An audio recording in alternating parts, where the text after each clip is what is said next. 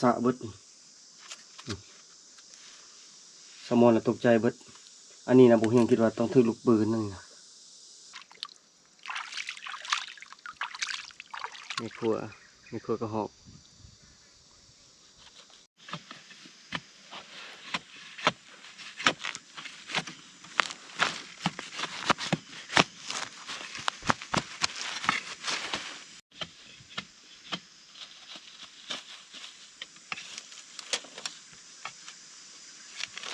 ลายคักลายนี่กินเบิดบ้าน ใครไม่ซื้อมันเป็นแสนถูกป่ะใครสมมติเขาคือเขาขายตรงละ10 ตรงละ20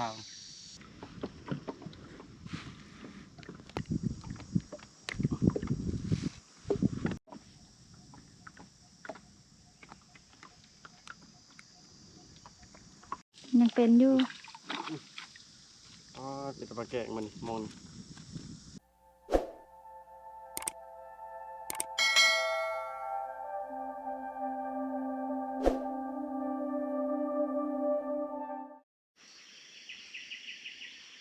สบายดีพี่น้องสบายดีตอนเช้ามื้อสุดท้ายแล้ว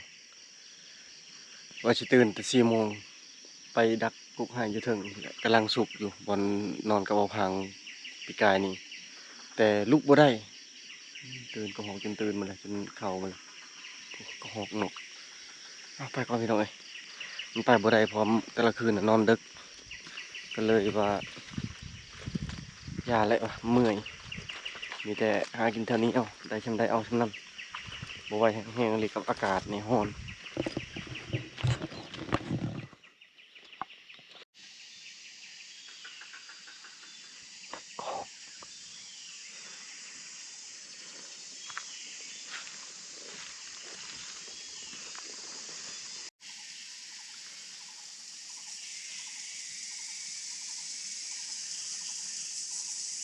เข้าเรียบร้อยแล้ว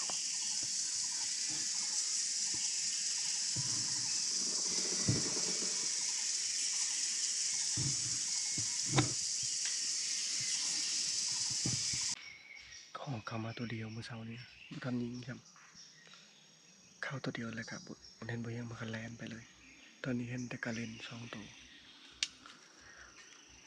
มันเริ่มรักแล้วเพราะว่าโบยังอยู่ครั้งที่3แล้วนะหอมนี้นะกำลังล้นมึงไงชิเบิดเลย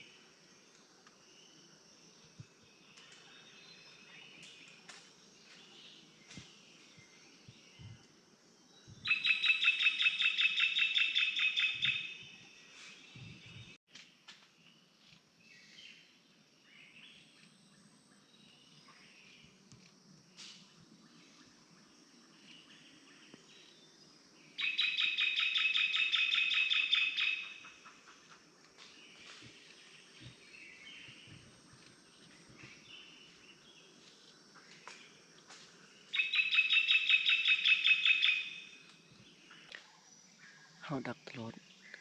นกก็มันหลักอะไรที่จริงนะก็2-3 ตัวอ้อมอยู่ห้องเท่านี้พวกเขาแต่ขนมเป่าคือกัน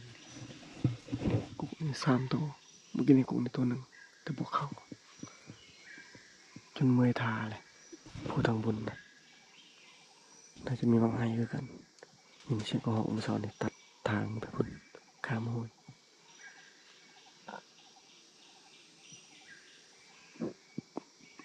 เห็นแต่กระเล่นเข้าตัวหนึ่งเมื่อเช้านี้ตกกับพวกเขาเลย บางไห้มันจะเบิดแล้วมันแบบ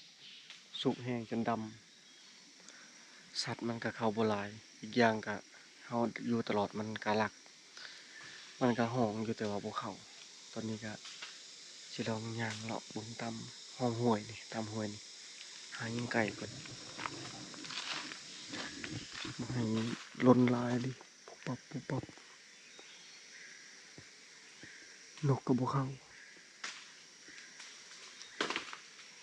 เมื่อวานนี้นกมันเข้าลายอยู่วันนี้บ่เห็นเลยยินแต่มันหอน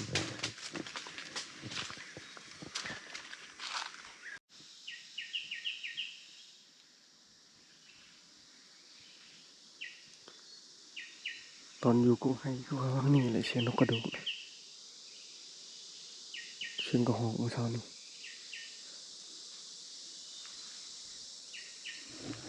คือบ่ได้ยินเสียงไก่คันมันนี่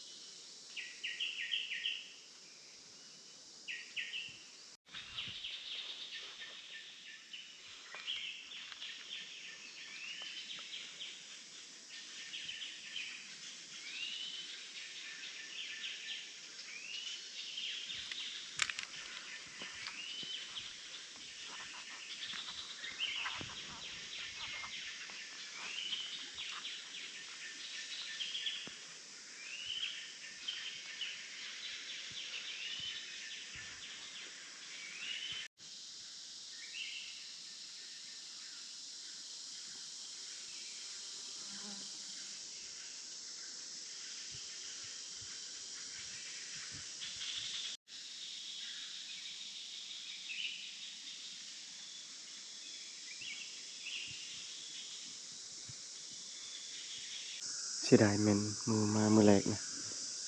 อยู่วันนี้ตัวหนึงอยู่วันนี้ตัวหนึง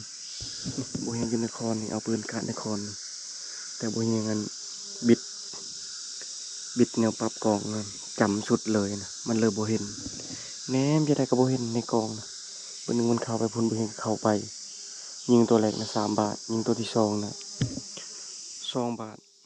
5 บาทบ่ได้จักโตแต่คนมันสะอยู่แล้วมันแล่นไปทางพุ่นบ่เห็นปลายฮอดพุ่นน่าสิแม่นมันลงห้วยคือเก่าตามเบิ่งยังคิดเสียดายอยู่เพราะตัวบ่ใหญ่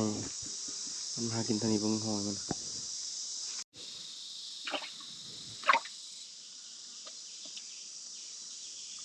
ปลาซิวกับปลาคอได้นะป๊าด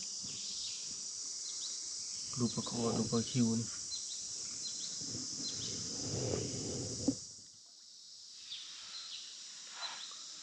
งมเอาน่าสิได้งมเอานี่แม่ปลาซิวอยู่ไหนแล้วปลาซิวปลาคอนี่ปะไว้กับสัตว์กินเบิดแล้วนี่โอ้ปลาคอโอ้หยาบๆอยู่เท่านั้นที่ได้ปลาดิเมื่อนั้นปลาซิวมาเอาปลาแล้วแซลมอนมันเลยบ่ได้เอาซั่น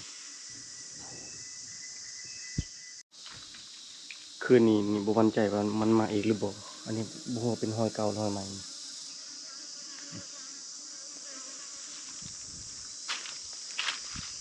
มันก็อยู่ว่างนี่โลดนี่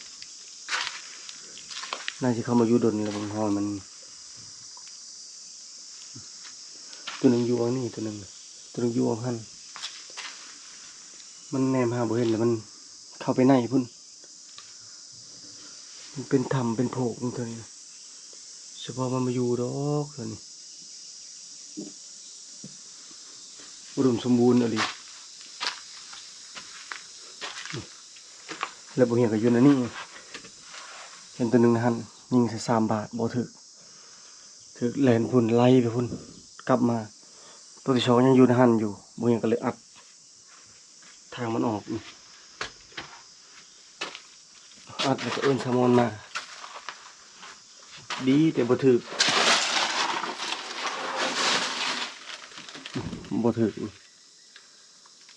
น้ำมันนะบ่เห็นอยู่ในนี้โลดได้มันน่ะอยู่ทางในบึนดำโดดใส่บ่เฮียงเลยโดดใส่แหละน้ำมันโพดเท่านั้นก็สะเบิดนี่แซลมอนน่ะตกใจเบิดอันนี้นะบ่เฮียงคิดว่าต้องถึกลูกปืนนั่นนี่นะ แตกเพราะว่ายิงแบบยิงตกใจนะมันแลนโดดใส่แล้วก็ยิงใส่ตัวมันก่อนมันสิโดดหั่นแล้วก็น้ำมันเต็มหมดทันนี่สะอยู่ปิวมาฮอดพี่น้ำมันนะแล้วก็โดดใส่บ่เฮียงแล่นมาพุ่นเลยไล่พุ่นยิงอีกบาทที่สองอยู่พุ่นนะมันใช่ม้อยบัดนี้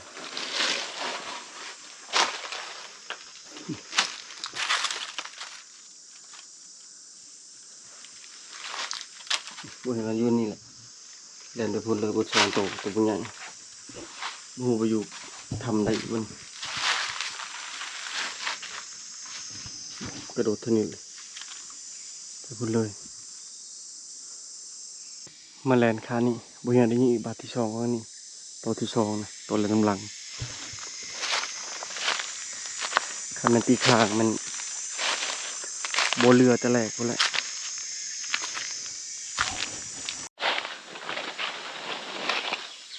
แถวนี้แหละมันหยุดจึงดนคุยก็อยู่ว่างั้นแหละมาแต่พุ่นตรงนี้มันจึงดนอยู่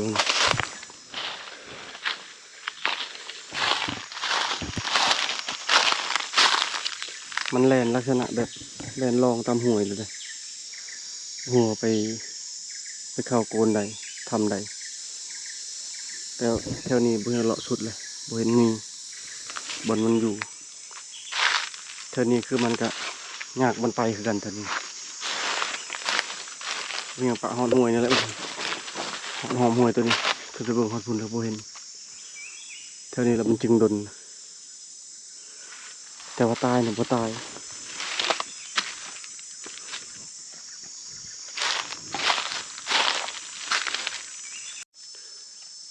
นายชิแมนลงมาหอดผีไปชักเมื่อนั้น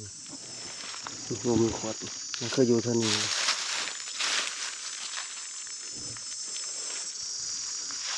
มันยังไปลงหอดผีขึ้นไปทางเหนือไปลงมาทางใต้ในหอมห้วยนี่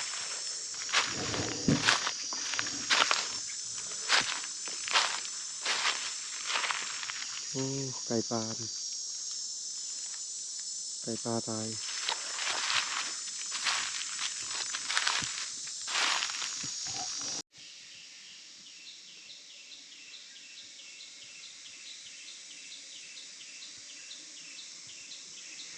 กลับแล้วบัดนี้บ่เห็นหอมน่าจะเป็นเที่ยวห้วยนี่ไก่กับ่ได้ยินเสียงคันบ่ได้ลงมาทางห้วยเพราะฉะนั้นมีเสียงไก่ขันเมื่อวานเมื่อคืนมันลงมาพัดเงียบ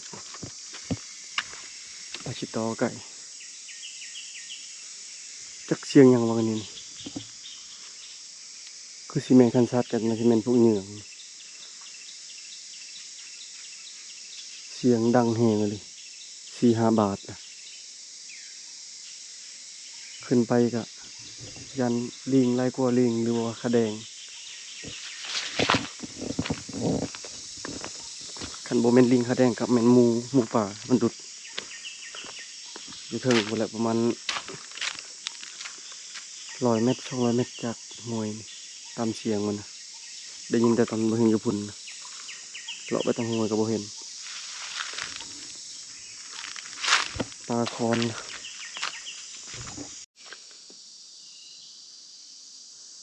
นั่นพ่อเข้ามาพานอนเมื่อคืน3 คน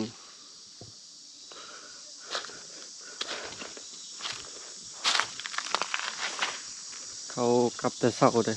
เพราะว่าบ่ทันแจ้งเนี่ยเจ้าก็พากันกูเบ็ดกูมองวันนี้เขานอนเมื่อคืนนี้พวกแล้วนะ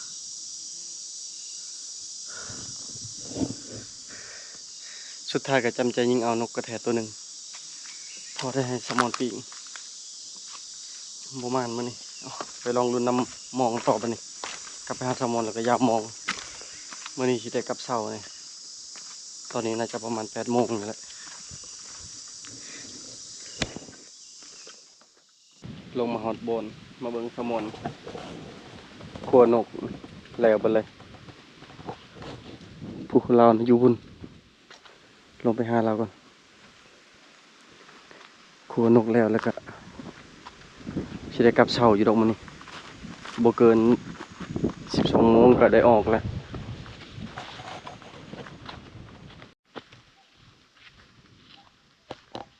หากลองปลูกมันเผาไปนี่มันขึ้นสาอันนี้3 เม็ดขึ้นสาเนาะ1 2 3 4 5 คุมหากก็ขึ้น6ขึ้นแต่6 คุมปลูกประมาณ10 ปลายคุมมันขึ้นสาอะไรคุมที่1คุมที่2ที่3ที่4ที่5ที่6ที่จริงนะเพิ่งปลูกออมนี่เลยแต่บุหัวาไผจะได้กินนี่นี่คุมที่7แสดงว่าขึ้นทุกคุมแต่ว่ามันขึ้นไปขึ้นซาซื่อๆตอนนั้นคิดว่าจะบ่เป็นเลยนะปลูกตัวแต่มากับโพเซียวน่าจะได้เดือนหนึ่งเลยฟาดบนมะขวดแดดกระดอคือบ่ตักน้ำไปช่วยพุ่นชิแล้วเลย โอ้ยพอแห้งแต่น้ำพุ่นพุ่น ชิแล้วเลย ยัง ยังอยู่น้ำขึ้นเลยเนาะนี่ ตัวนอนเลยเขาเอ็ดเลยนะไม่พอเลย แต่กระบะเบิดเลยเขาเบิดจะโตเลยนกเบิด ใช่7 โต ฮะ 5 โต 5 โตกับเขานะ อืม ไผเว้า เอาไปใช่จ้ะ ในทงนกเป่าอันนี้ ก็คอยเบิ่งหมดนะ เอาทงนกเป่าตัวเคยได้เมื่อวานนี่ได้นกเป่านั่น2กับ6 2เมื่อวานนี่นะตอนเช้าแล้วก็6 5นก4เป็น9อันนี้จะเอาเฉพาะทงหนึงนั้น5 โตนะ แม่นกกระชองโตเลยชองทงมา 2 ทงนั้นแล้วก็6 2 เห็นแต่นก2 โต6บ่เห็น กระหอกกระทงหนึ่งกระนก2 โตกระหอก2 โต ทงหนึงแล้วก็6 5เป็น7 หอก3 ว้าวไปเลยยังอยู่นะฮันยาและคุยอยู่เฮือนเนาะมี2 โตก็ห้องนะ3 ทงทง1 2ทง1 3ทง1กับ2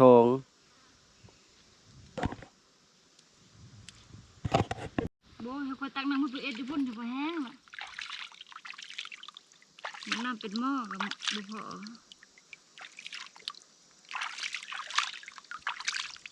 มีครัวกระหอกมีดกระซองดวงบ่ได้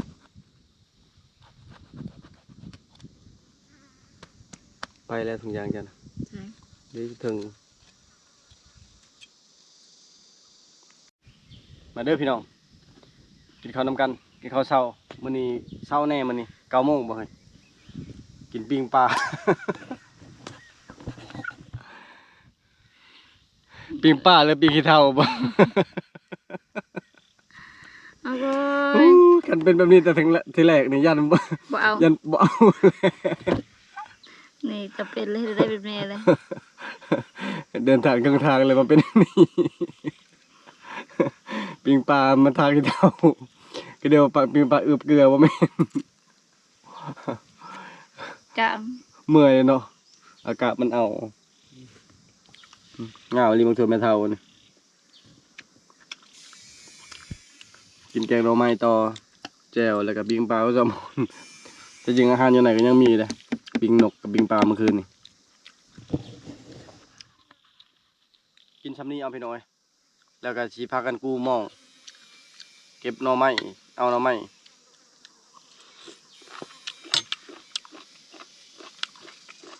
มันยัง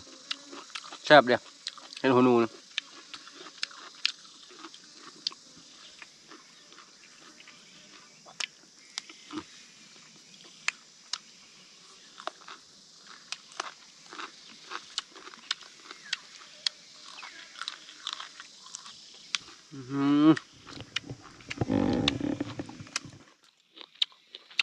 ฮู้บ่พอบ่พังกลับมาเท่านี้ ชิดได้ยินหน่อยหนึ่ง เขาบ่ได้ยินเลย กับเขานอนดึกแล้วนะ 1 โมง คือบ่แน่คือบ่คอยจะเจอ พอดีแล้ว พอดียังพอดีเท่า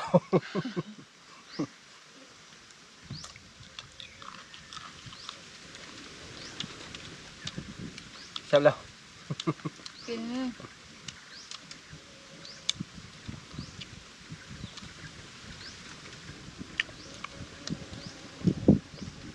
เป็นไง ปอดปักเทียมเบิดเมืองสวรรค์เทียมลายแท้จังหัวจะใส่ ทาน ขโมยใหญ่นะไป มันชามหัวชามงีมนั้นอันนี้คนนางแกะนะ ลงทุนนั่งแกะข้างในตามเงียมนะ ชามงีมนะยายยิงน้อยๆบู พอต้องคิวเลยใช่ปะ จะกิโล เดี๋ยวผมเตรียมมีลายคิว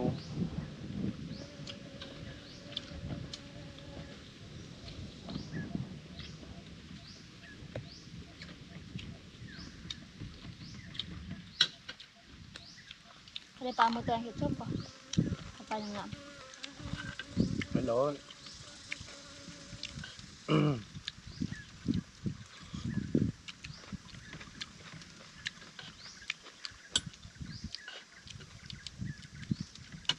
รสชาติเนาะ ไม่ยังตาย ดีแต่บ่เห็ดลาย ข้าวเค้กครั้งแรกบนนี่นะอะไรนี่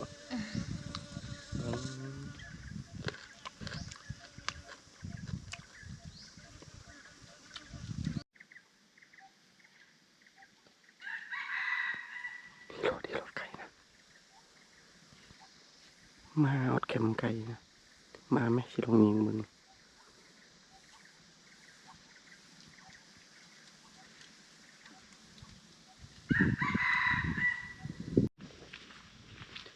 เอาหน่อไม้ก่อน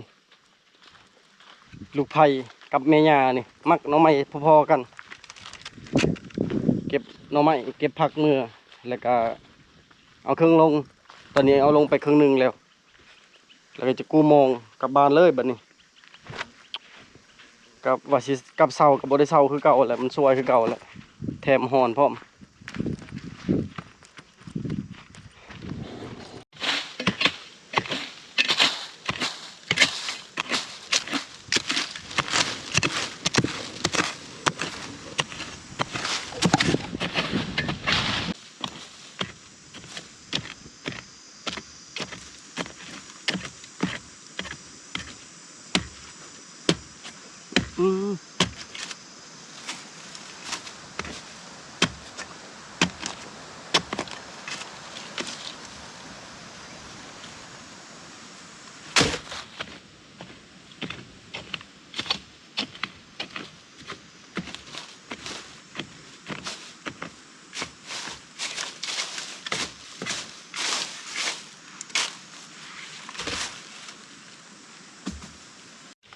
ตาสะออนเอาใหม่ดีงามๆอ่อนคือกับหน่อยเรื่องนองเลยเบิ่งนี่นะสับซองเถื่อตอนนั้นได้ปลายมันสิได้เลย แต่ว่าคือค่อยว่าแล้วน้ำไม่ดำพนประตกกับประตกเลยแล้ว เนี่ยนั่นบ่คือกันกับคนบ่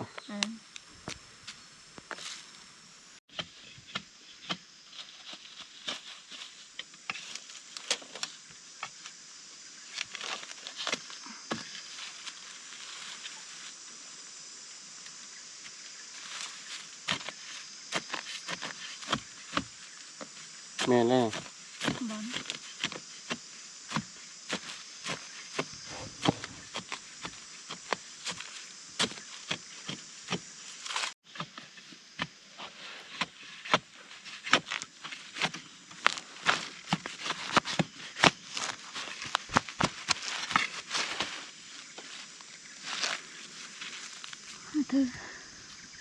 เอาเลื่อยแล้วนะ บ่เอาอันนี้ก็เอามา ฮ้อน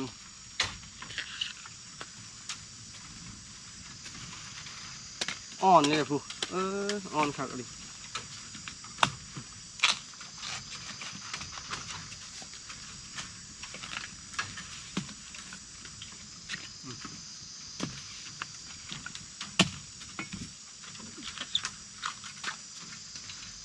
บุกอลีชมพูเมียนี่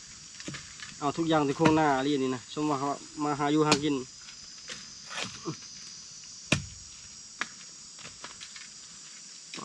ด เต็มคักมีทั้งผักพร้อมนี่เต็มกระตานี่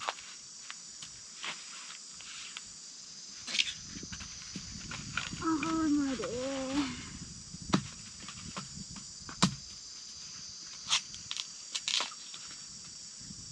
พอแล้วมือชอบอีก นี่นั่นนะเดี๋ยวมาแล้วแกงกินเลยพวกนี้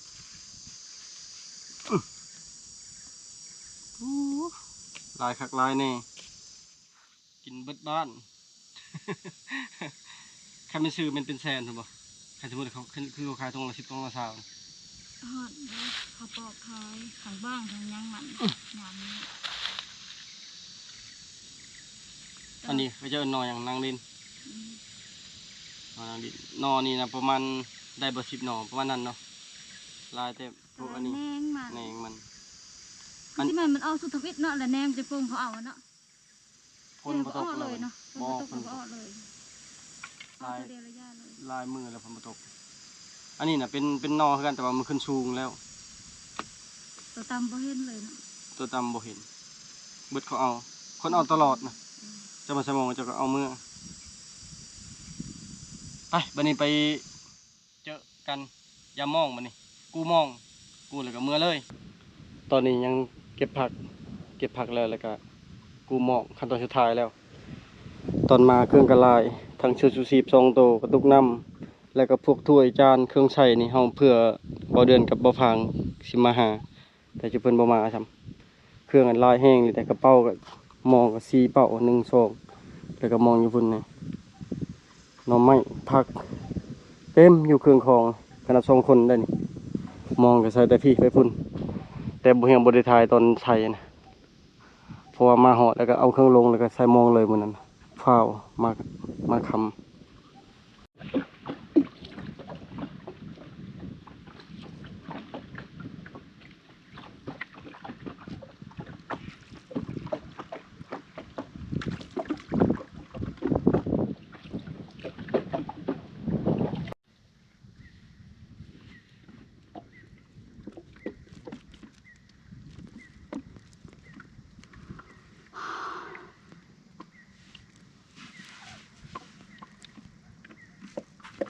อะไรทำไม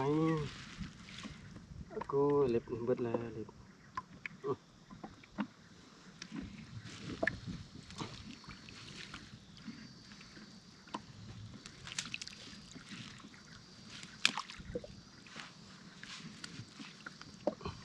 โอ้ยากว่ะ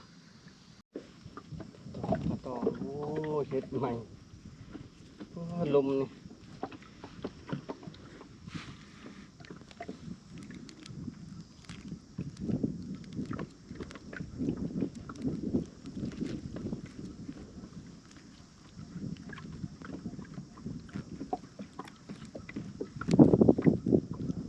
กระทึก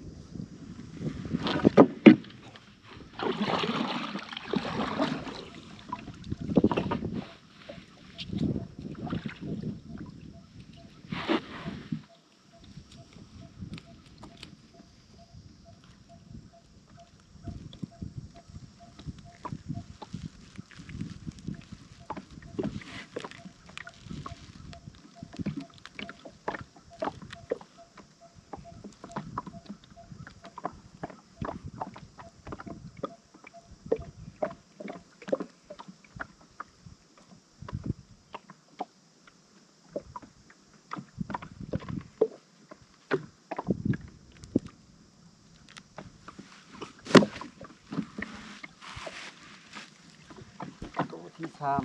ข้างหน้าต้องคือกัน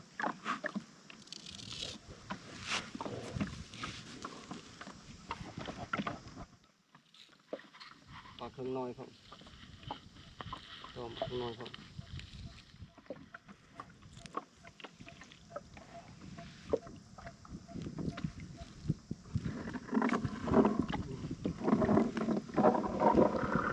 สีเต็มแล้ว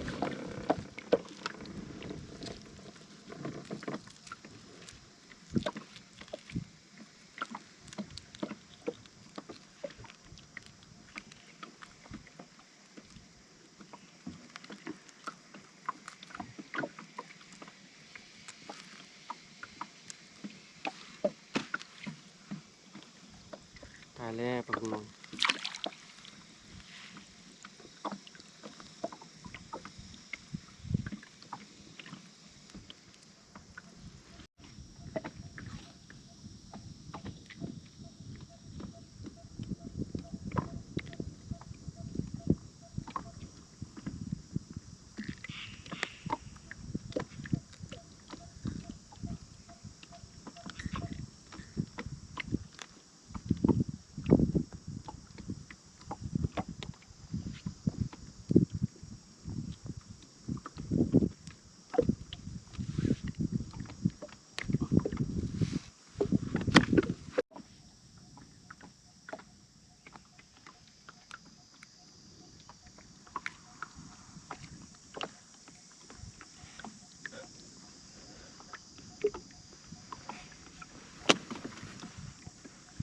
ยังเป็นอยู่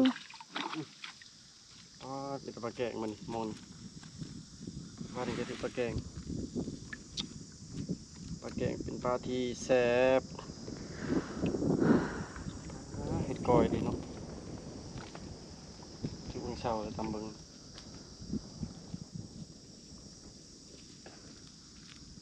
เดี๋ยวคนแซลมอนกับตกเหือกินนี่นะนั่นแหละไปนั่งสู้